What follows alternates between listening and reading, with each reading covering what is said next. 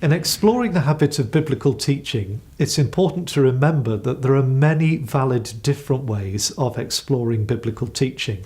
It's also helpful to remember that in any Greek list, the items that appear first and last have particular significance. And this is the first habit that is named in Luke's list. So that tells us something about the importance of this habit. It reminds us that actually all the habits can be found and derived from biblical teaching.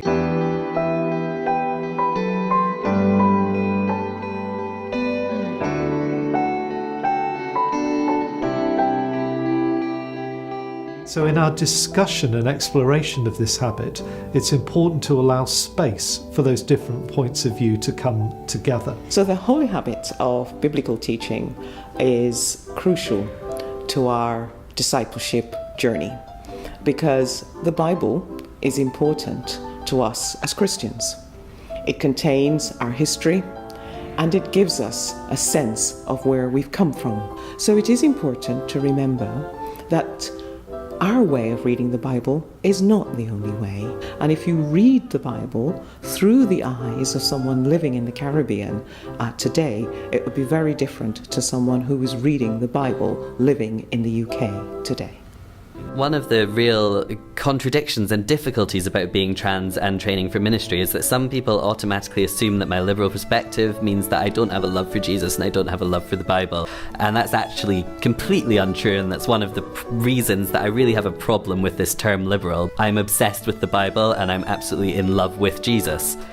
When I moved to university, I was lucky enough to be invited to go along to an LGBT group, and for the first time knowingly in my life I met other trans people, and to have these conversations with these people who were just living authentic lives and being themselves was so powerful to me. And I was actually able to have conversations with other Christians and with God about this, and it was a process of discernment, or a process of calling for me.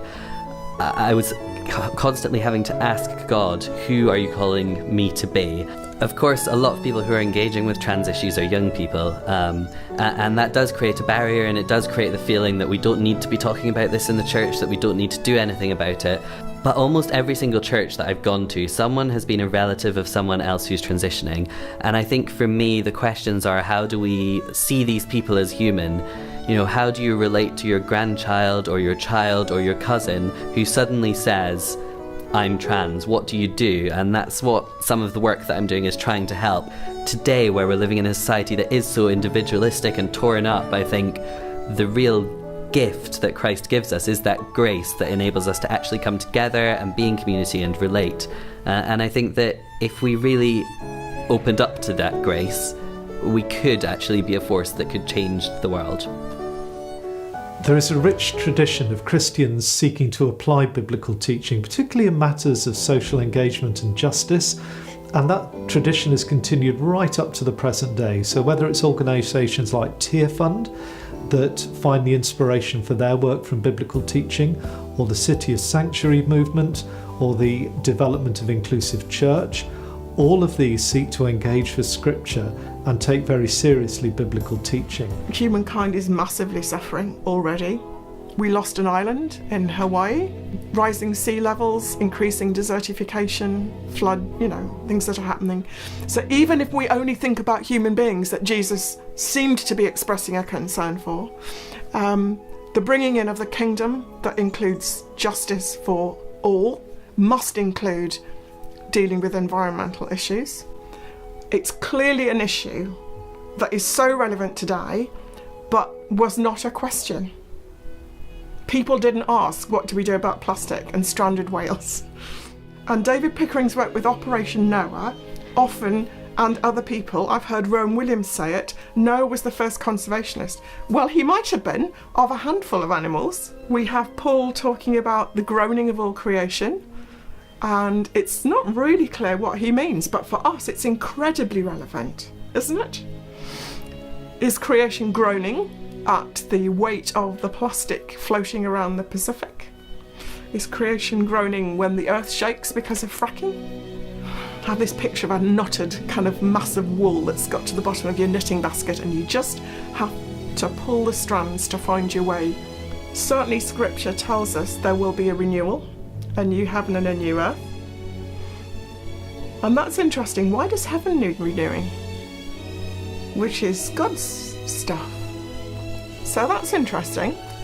But it means that earth gets the same input, the same hope as heaven does. I'm a huge fan of Karl Barth's, all right, and he talks about the word.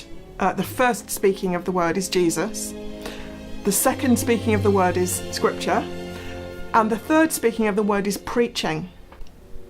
But the biggest thing I think that stops people taking much action is anything I can do is so tiny compared to this huge problem, and actually I walk away feeling so depressed. And that's where I think the preaching of the good news and the opening up of hope shows people how every drop in the ocean is hugely important and encourages their small steps, I think is huge. And I think preachers have a massive role to play. Alongside what we do collectively as Christians, of course, there's the challenge as to how do we live out biblical teaching personally.